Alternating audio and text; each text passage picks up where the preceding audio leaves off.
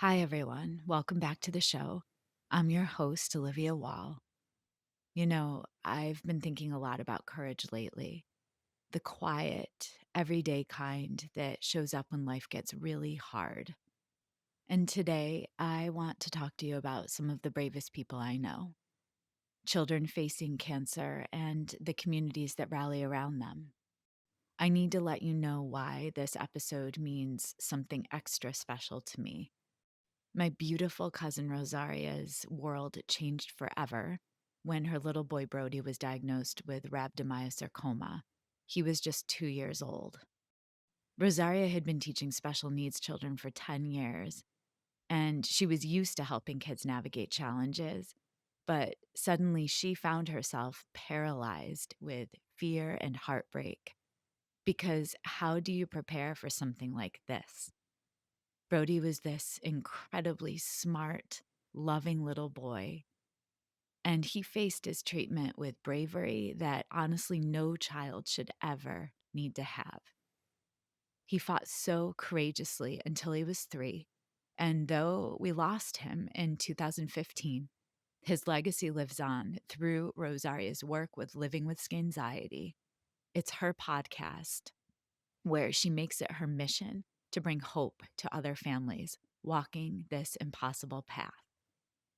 And that's exactly why today's conversation matters so much. What if I told you that we could transform childhood cancer from this isolating crisis to an opportunity for entire communities to come together, to learn empathy, and to actually heal together? Here's what blew my mind when I was preparing for this episode. My guests today, Brett Fox from HopeCam and Suzanne Stone from Livestrong, they discovered something shocking. There wasn't a single age-appropriate book for kindergarten through second grade students to help them understand what cancer is and how to support their friends going through it. It seems impossible that in this day and age, with all of our resources, that this gap still existed. Think about it. Most of us panic when faced with childhood cancer in our communities because we want to help so badly, but we don't know what to say. We don't know how to explain it to our kids. We don't know how to maintain any sense of normalcy when everything feels completely upside down. Teachers feel unprepared, caregivers feel helpless, and kids feel scared and confused. But here's what Brett and Suzanne figured out. We need to prepare proactively, not reactively. We need tools in place before crisis hits. And we need to listen to the real experts, the families who are walking through it. In today's conversation, you're going to discover some really practical things. First, how to have age-appropriate conversations about cancer that don't traumatize kids. Second, why simple actions like making cards can heal both the giver and receiver. And third, how technology can keep isolated children connected to their classrooms and maintain that crucial sense of normalcy. Because let's face it, when cancer touches our community, especially when it involves children, we all feel that helpless panic of not knowing how to help or what to say. But what if I told you that having the right resources ready could be like having a lifeline thrown to you when you're drowning? Not just for families going through it, but for everyone in the community who wants to help but doesn't know how. That's exactly what Brett and Suzanne have created with their beautiful picture book, My Brave Friend. Emma and Noah Face Cancer Together. And through all the incredible work they're doing with HopeCam and Livestrong. So grab a cup of coffee, maybe keep some tissues handy, and let's talk about how we can all be better prepared to support children in our communities. Because statistically, this will touch your school, your neighborhood, your world at some point. Let's dive in. This is Solutions Teaching Strategies, the podcast that extends education beyond the classroom. a show that isn't just theory, but practical, try it tomorrow approaches for educators and caregivers to ensure every student finds their spark and receives the support they need to thrive. I am Olivia Wall, and I am so honored to hold space for a conversation today with Brett Fox and Suzanne Stone. Let me tell you a little bit about Brett and Suzanne. Brett Fox is a book lover, former children's librarian, and with HopeCam, a proud advocate for children fighting cancer. Suzanne Stone is president and CEO of Livestrong. Suzanne's dedicated to ensuring everyone affected by cancer has the resources they need to have a high quality of life. Our conversation today will focus on Brett and Suzanne's beautiful collaboration, culminating in this wonderful picture book. I have it right here. My Brave Friend, Emma and Noah Face Cancer Together.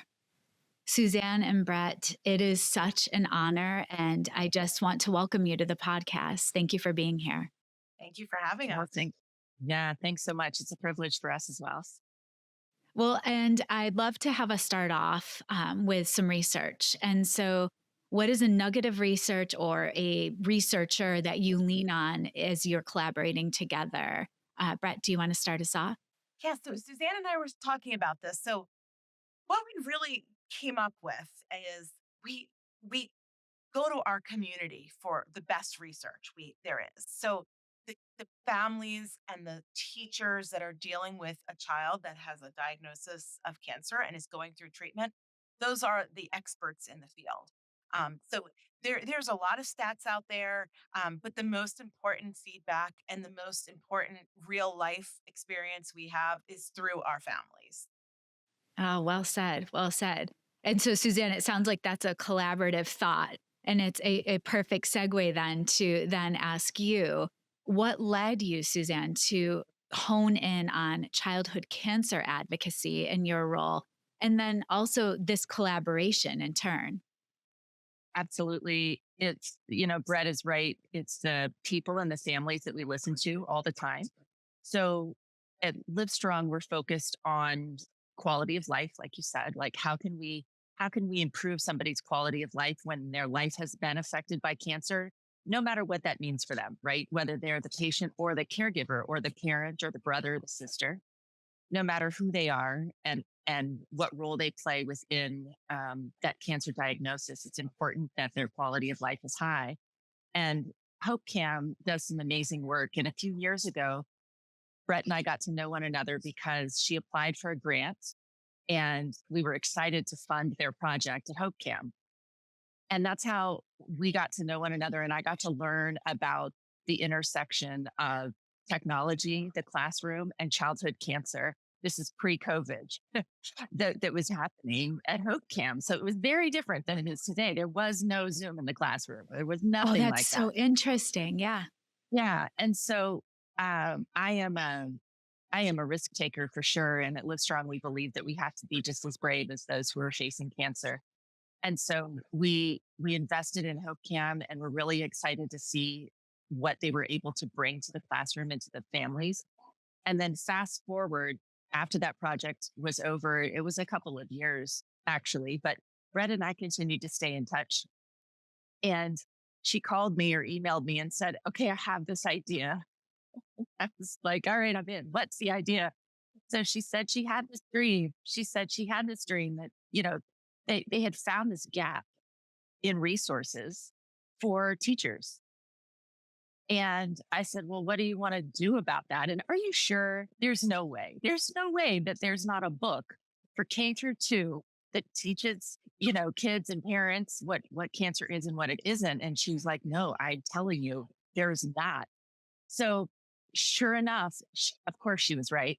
And I said, so what do you want to do about it? And she said, well, I want to write a book. And I said, well, I guess we're writing a book. And Yes. and that's how it started. It's all Brett's fault. It, well, Brett, and so I'll segue to you because I've read the picture book numerous times. I left it out on the dining room table, and it was beautiful to come downstairs and see my 13-year-old reading it and point out all of the things that he loved with the book. one of them in particular, you do such a beautiful job explaining the difference between normal cells and cancerous cells. And I actually posted it the page because if I were using this in the classroom or if I were a caregiver, I would have such a clear way, a safe way, not scary way of explaining the difference and what cancer is. So the book is so beautifully crafted. I do want to say that. Um, and then, Brett, maybe you can shift and offer a story of a child that you know that has struggled with childhood cancer and some of the obstacles. Suzanne just alluded to the gap that you identified, but maybe you could also elaborate. What is the gap between the medical world and then the peer support world? Right. And that's the gap that we were shocked that there was not more tools out there for Yeah, teachers in the classroom to already have in place. And so we came together and we wrote this book. And as you it's funny that you mentioned that specific page about what cancer is, because that's the page that was the trickiest for I'm us to sure. write. We wanted to do it, like you said, in a very age appropriate way that was very easy to work with for the teacher if there was follow-up questions. And so yeah, we developed this story with our own history of myself for Hoop Cam Kids and Suzanne with Livestrong Families in mind. And my favorite story to tell is I was recently asked to read the story in one of our Hoop Cam Kids classrooms. So Oh, it's a child that had missed last year of school. Her name is Eliza, and she's in our local area in Northern Virginia. She missed last year's school, and during last year, I would go into her classroom and teach them a little bit about cancer. And then sometimes we would talk about why Eliza didn't have hair, just little things, but we didn't have the book yet. So when the book was ready, I went to Eliza's school. And although she's doing very well, she was unable to be at school that day. She was in the hospital getting her treatment. So it was like what we do playing out in real life, like the story of my brave friend in real life. And so it was such a wonderful tool to use because where in the book the character is visiting the character Noah is visiting Emma, who was Emma. diagnosed with Yeah. cancer in the hospital. We had Eliza in real life in the hospital, and she's showing us her medical bracelet and she's showing us her hospital room. And it just made sense to the kids. Like they saw it in the book, but then they also saw it in real life. And so that was the goal of this book, to make it something that the kids could understand, enjoy. We tried to add a little bit of fun flair to it. We have a class pet named Izzy, which is in every You picture do. except for the what is cancer picture, because that one we Right. felt like needed a little bit not as that was a little bit more serious, and we Yeah. wanted the kids to really focus on that page. But the kids just loved looking for Izzy on each page, so we tried to do some homage to some of our favorite children's books ourselves. Yeah. I think there's a lot to be said in the mission that Hope Cam holds alongside Live Strong, in that it's bringing a level of comfort and normalcy to a world that feels like it's upside down.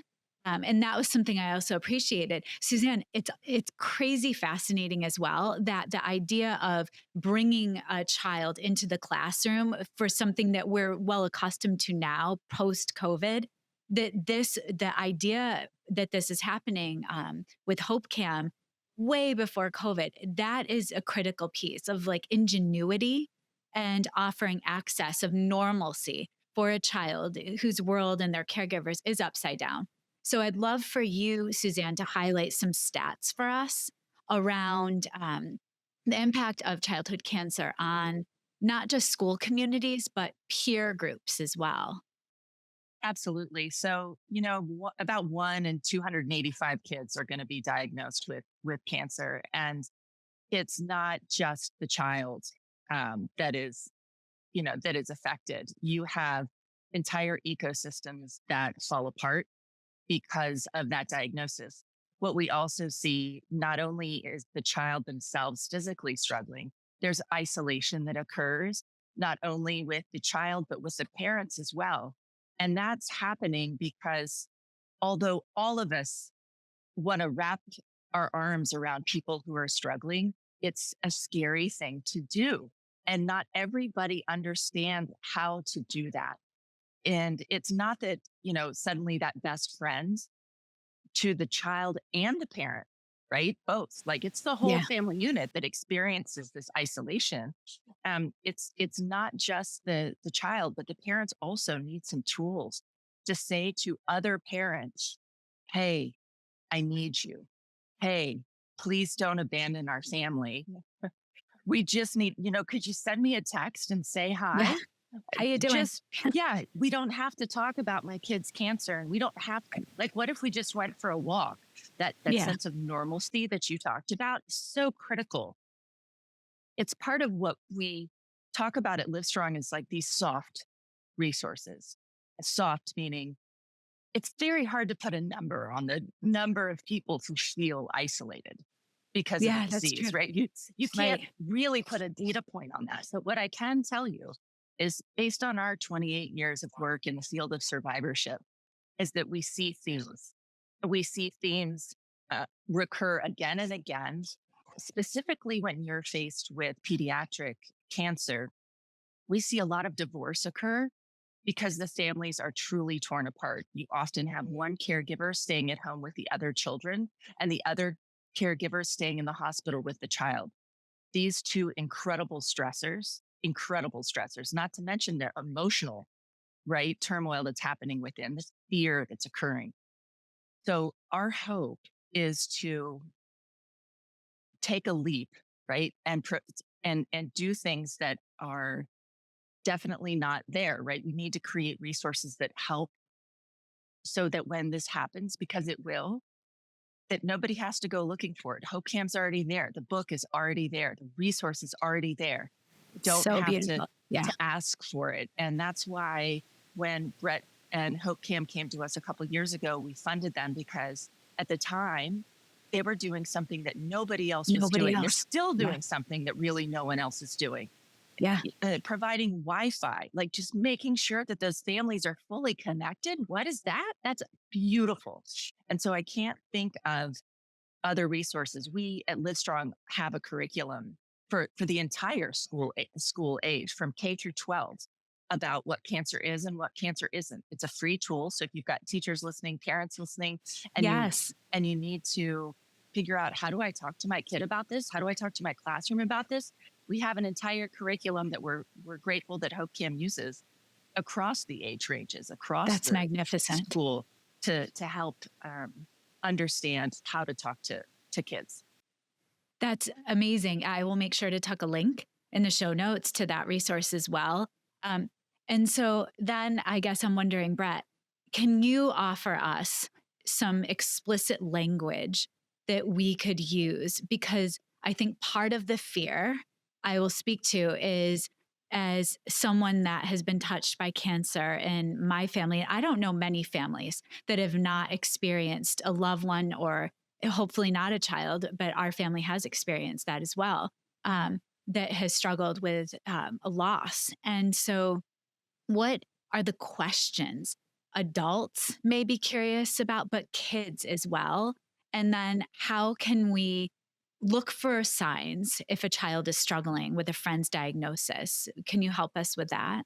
Yeah, so these are very serious topics for a child to deal with. I mean, as you Yeah. know, this isn't just, oh, I'm not gonna be able to play with my friend at recess. This is learning about maybe their friend's mortality. And then also for the kid that has been diagnosed, like they're dealing with their mortality at such a young age. So these are really serious issues.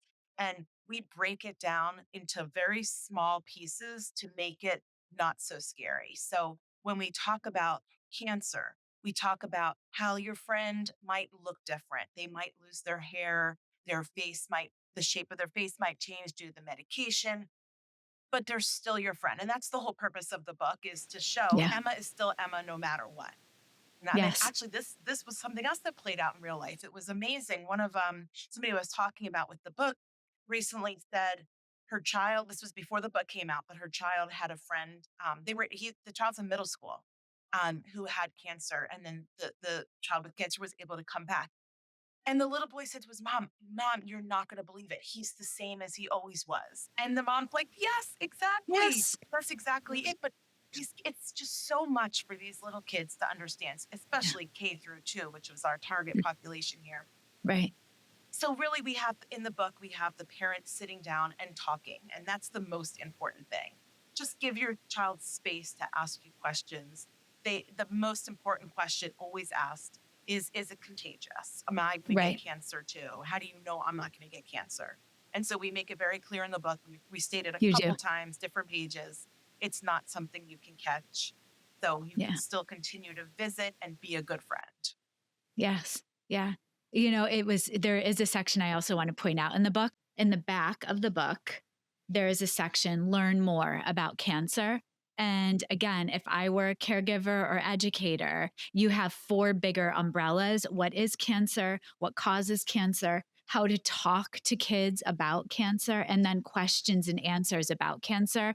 There's also a QR for Live Strong and Live Strong at School. So I want to point that out to listeners that this book is not only beautiful, accessible, the illustrations are gorgeous, but it is a resource that I think every educator across the globe needs to have. This is not an isolated states issue. This is a global issue. Children are children. Um, and my favorite thing about the thread that you just beautifully wove throughout this story is cancer is not contagious and that it's okay to be a little fearful and ask questions because that's what we're here for. The adults throughout the story are a sounding board and they're so patient with the children. And I just can't say enough about it. It's so funny. You're a book person, so you'll get this. But our publisher suggested that maybe we take the word "scared" out in the like what in the description of the book on the cover. We're like, No, no, we need to keep scared because it's a that's what it reality. is. Yeah. There's no reason to sugarcoat it. Mhm. When we hear No, about yeah. cancer, scared is the most common feeling that's associated with it. I just also wanted to normalize that one of the reasons why we put the resources in the back is because the assumption that the adult in their life has any idea what to say or has ever gone through this before would be silly. It The is. like Yeah. the likelihood is that you've got these really young kids, and even if this is your youngest, right, and you had this child at 40, that doesn't mean that you have any sort of deep No. experience with how to talk to a child that's experiencing this. And so that was why that the back part of the book is so important to us, because we wanted to make this not just a beautiful story for kiddos to say, hey, my friend is still my friend no matter Yeah. what, but the Yeah. parent to make and the teacher, before they even read the book to the child, to be able to educate themselves just a little bit so that that child is now ready to have the conversation and ask deeper questions, because kids are naturally curious and they're going to ask really hard questions because they tend not to have filters.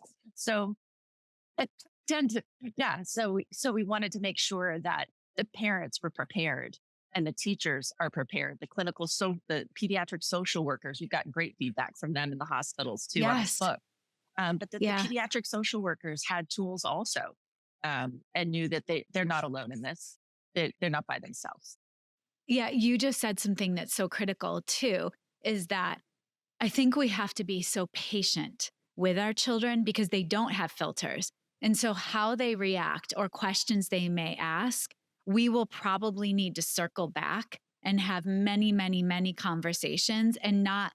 I feel like something I decided early on when I had my first baby, who's now 17, which seems bananas. I talked to my mom and dad and my husband's mom and dad and said, don't offer information that he's not eliciting. And what I mean by that is, I think sometimes we want to put an adult brain or head on children's shoulders prematurely. And so, what I would ask if a child has a friend or if a family is going through this, let the child initiate the questions and be open, give areas and space for pause. And then you respond based on where that child is coming from. Because I think we want kids to be informed And sometimes we over flood them with information that they're not ready for and that they can't understand. I don't know if that's totally off. And Brett, you may say, Livy, that's wrong. Like, give them more. What are your thoughts Oh, about I that? absolutely. I think as a mother myself, I have an 18-year-old and a 16-year-old. So along the way, my opinion on things have changed, but definitely give them space. The Yeah. questions that I think my kids are going to ask me sometimes are polar opposite of the things they do actually ask. And so yeah, get just the space to ask the questions is clearly the most important tidbit of parenting that I wish I had gotten back then 18 years ago. I know. I think something else, this is such a beautiful resource. What advice would you give? Suzanne, you already started, but what advice would you give to caregivers if they're going to read this book with their children at home? How would you navigate the book? I think if I'm going to navigate the book, I would definitely start at the back. Okay. Start at the back first. Just educate yourself. Think about, okay, I, because the assumption is you're going to know everything about cancer. And of course you're not going to know. And you don't need, and also you don't need to be the expert. I might, give yourself a little bit of grace there. You're the parent. You're not their, you're not an oncologist and you're not a social worker. You're just mom and dad. So, or caregiver, whoever you are. So first I would say start in the back before you read it to them, just to make sure that you understand what you're getting ready to, the, the questions that might come. Make them up. Yeah. Yeah, that may come up. And I think one of the things that we did in the book is we wanted to make sure that kiddos, teachers, and parents had an opportunity to do something, that there was a call to action, that there was some action Yes. that they could take, because kids do so well when they have an outlet, right? They Perfect. they Yeah. have a purpose. And so that's why the whole school makes cards, because what you can also do as you prepare this book, and what we encourage teachers to do in this space, is to say, if you're reading this because you have a kiddo who is absent from the class or in some other classroom in in the school, the in the building, or even if it's a parent of a child that's going through this, that activity of making cards is so basic to that elementary school level, but it feels like you're doing something to make it better somehow. Like I can take an action which helps me heal, right? Yes. And as a result, also helps the child heal. From an adult perspective, it will also reach the adult. So when that child in that hospital room or in that home that's very isolated receives one little cardboard card, little construction paper card with the hearts and the things that we save, all that, I have way too many of them at home from my son's 25s. You save all these things, but that sign of love Yeah. is going to go so far. That's why we put that in the book, because we want those kids to have action items to take away, and the parents also to have a ready-made tool. Oh, I know what we can do. Let's do what Noah and class did. So as you're preparing to read this book to your child or to somebody in this age range, or even a little older that you want to read this book to, I would say read the back, just get a little bit prepared, and then think about maybe having that action item already ready to go, so that you can say, hey, what do you think if we made some cards for Joey or Sally? Maybe let's go do that. And we've spoken to how isolating this experience can be for a number of layers of the family system. What I would also say is there's such a beautiful nod to community and that idea of lifting community up, and that we heal as individuals when we are part of something bigger than ourselves. So I think, Brett, I this story ends and Emma survives, spoiler alert, sorry, but but she comes back and she does look differently, and that's important, that still the same inside may appear different outside. But what about for families that continue, and most families need that ongoing support and community. So what do you recommend for that? So that's why Hope Cam exists. So Yeah. Hope Cam was founded by a dad whose son, this was 23 years ago now. His son was diagnosed with cancer, and this was way before Skype and FaceTime and Zoom, of course. So he had this idea that he needed his son to still be in part of the classroom when he couldn't physically be there because he was immunocompromised. And so that's when the idea of Hope Cam started. And so HopeCam exists strictly for this reason. And you don't have to use the HopeCam device. You don't have to have the newest, latest Chromebook or webcam to be able to stay engaged with your classroom. We offer other tools for the classroom to stay involved with the child that's suffering from cancer. And so, and the other thing we like to say, so we've connected 6,000 kids with 105,000 classmates, and we've taught empathy to each of those 105,000 kids. Because Yes. Yes. teaching about cancer, you're without meaning to, you're teaching them how to be sympathetic and empathetic to a child that's suffering. Yeah. Yeah. It was so well said. And, let's end the conversation. September is Childhood Cancer Awareness Month. What initiatives, because we have one call to action already now, think of find a family, find someone impacted by cancer in their life and get some cards cooking because that could make their day and help our community heal. What else should we be aware of? What other initiatives are going on in September specifically?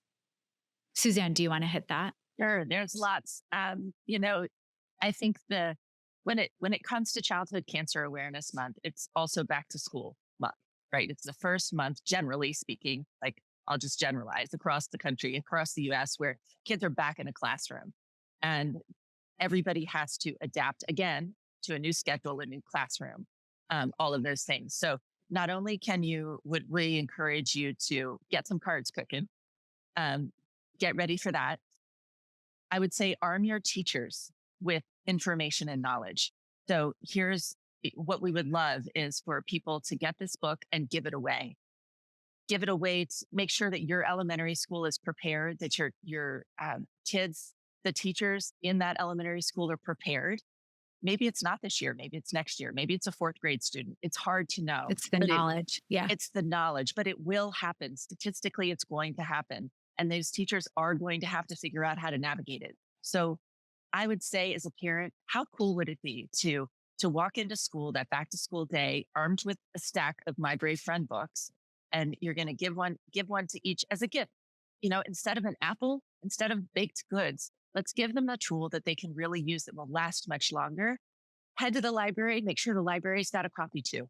And that's what I would say with Childhood Cancer Awareness Month. It's certainly we're all aware, but it's really about taking action to heal and to be ready instead of waiting to react. Let's proactively prepare and make sure that everybody has the tools they need when and if it happens. Yeah. That is a perfect note to wrap our conversation. I hope this is one of our first of many conversations because getting to know both of you has been inspiring and you are doing such important work for not just our children, but the wellness of the community. So thank you, thank you, thank you for taking the time to hold this conversation. Thank you so much for allowing us to have it Yeah. Thanks Take a lot. care. here. Yeah. Solutions Teaching Strategies is created, produced, and edited by me, Olivia Wall. Thank you to my older son, Benjamin, who created the music playing in the background.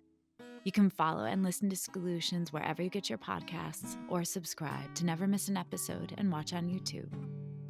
Thank you to my guests, Brett Fox of HopeCam and Suzanne Stone of Livestrong, for creating My Brave Friend. It is a resource for all of us to read and then to be proactively ready to face childhood cancer together. And here's what I need you to do. If you're a caregiver, get a copy of My Brave Friend and donate it to your child's elementary school library. Better yet, get a stack of them and give one to each K-2 teacher as a back-to-school gift. Don't wait for crisis to hit. Be proactive. Get your community ready with the tools they need before they need them. And if you know a family walking through childhood cancer right now, grab some construction paper and markers with your kids and make some cards. It sounds so simple, but as Suzanne said in our conversation, those little hearts and messages become treasures for families to hold on to forever. Because that's what this is really about, showing up for each other, especially our most vulnerable community members, with preparation, with love, and the knowledge that even in the scariest times, we can still be brave friends to one another. Tune in every Monday for the best research-backed teaching strategies that you can apply right away to better the lives of the children in your care. And stay tuned for my bonus episodes every Friday, where I'll reflect and share connections to what I learned from the guests that week. See you then.